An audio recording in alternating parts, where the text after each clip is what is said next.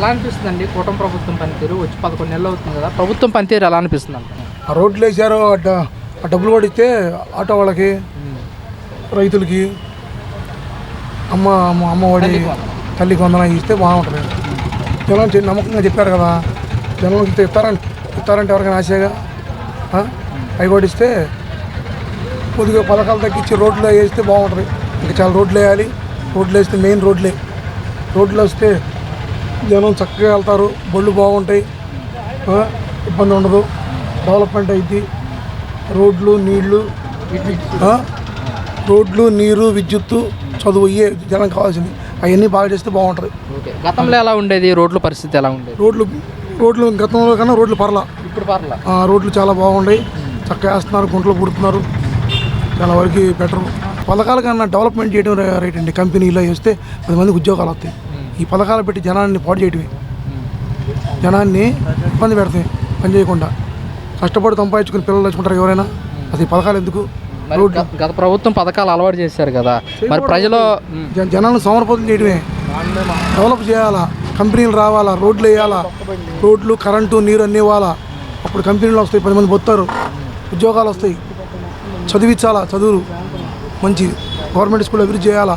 అవి కానీ ఈ పథకాలు ఏంటండి, ఇలా అందరూ కష్టపడతారు, డబ్బులు సంపాదిస్తారు. వాళ్ళ ప్రతి ఒక్కరు సంపాదిస్తున్నారు డబ్బులు. అవి ఆడ మనిషి పనికి వెళ్ళినా 1000 రూపాయలు సంపాదించే రోజుకి. ఎందుకు ఈ పథకాలు చెప్పండి? సీఎం గారు మనకి అమరావతి పూర్తి చేస్తామంటున్నారు, ఎలా అనిపిస్తుంది? అమరావతి పూర్తి చేస్తే 10 మంది ఉద్యోగాలు వస్తే బౌద్ధ కల్పించినట్టు అవుతారు, బాగుంటుంది. అది అదే సీఎం గారు ఏమంటున్నారంటే అమరావతి పూర్తి చేసి తెలుగు జాతి ప్రజలకు అంకితం చేస్తాను, మన పిల్లలు బయట దేశాలు పోకుండా ఇక్కడే ఉండి ఉద్యోగాలు చేసుకునేలాగా. అమరావతి డెవలప్ చేస్తే ఐటీ ఉద్యోగాలు ఎక్కడే వస్తాయి, కంపెనీలు ఎక్కడ పోవసరలా. అది వాళ్ళకి సబ్సిడీ ఇస్తే కంపెనీ వాళ్ళకి ఇక్కడే పెడతారు. నీళ్ళు ఉన్నాయి దగ్గరలో, మనకి డెవలప్మెంట్ ఉంది. ఓకే. మరి పవన్ కళ్యాణ్ గారు గెలిచారు, పనితీరు కానీ మాట తీరు కానీ ఆహార శైలి కానీ ఎలా ఉంది? పవన్ కళ్యాణ్ గారికి గెలిచారంటే ఆయన ప్రజల కోసమే పోరాడుతున్నాడు, గెలిచాడు.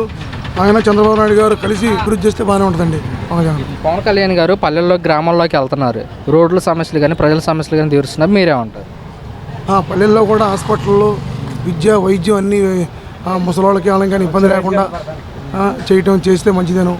పంచాయతీరాజ్ అంటే కీలకమైంది. పల్లెటూళ్ళ అభివృద్ధి, రైతులు మొత్తం ఆ చెరువులు అన్నీ డెవలప్ చేసుకుంటే ప్రజలు ఆరోగ్యం బాగుంటుంది, ప్రకృతి బాగుంటుంది. ఆయన అనుభవం వస్తుంది తొందరలో. ఆయనకు అనుభవం పొందుతాడు ప్రభుత్వంలో. అర్థం కాల, ఆయన ప్రజల కోసం పోరాడే మనిషి. పవన్ కళ్యాణ్ గారు ఇలానే మరో 15 ఏళ్ళు కూటమిలో ఉంటాం, మేమే అధికారంలోకి ఉంటామని చెప్తున్నమాట, మీరేమంటారు? ఈ 5 ఏళ్ళు బాగా డెవలప్ చేస్తే 10 ఏళ్ళు ఉంటాడు. ఈ 5 ఏళ్ళు డెవలప్ చేయకపోతే ఎవరైనా అంతేకండి. కష్టపడి పని చేస్తే కష్టపడితే ఫలితం ఉంటుంది ఎవరికైనా. ఆయన 100 కోట్లు లంపాయని, కష్టపడి 100 రూపాయలు లంపాయని రోజుకి కష్టపడి పని చేయాలి ఎవరైనా. అది ఆయన వర్కర్లుగా కష్టపడి సినిమాల్లో బాగా యాక్ట్ చేస్తేనే హీరో అయింది. ఎవరైనా అంతేనండి. పవన్ కళ్యాణ్ గారిని జగన్మోహన్ రెడ్డి కార్పొరేటర్కి ఎక్కువ, ఎమ్మెల్యేకి తక్కువ అని చెప్పేసి వ్యాఖ్యలు చేశారు. ఈ వ్యాఖ్యలను ఎలా చూడొచ్చు?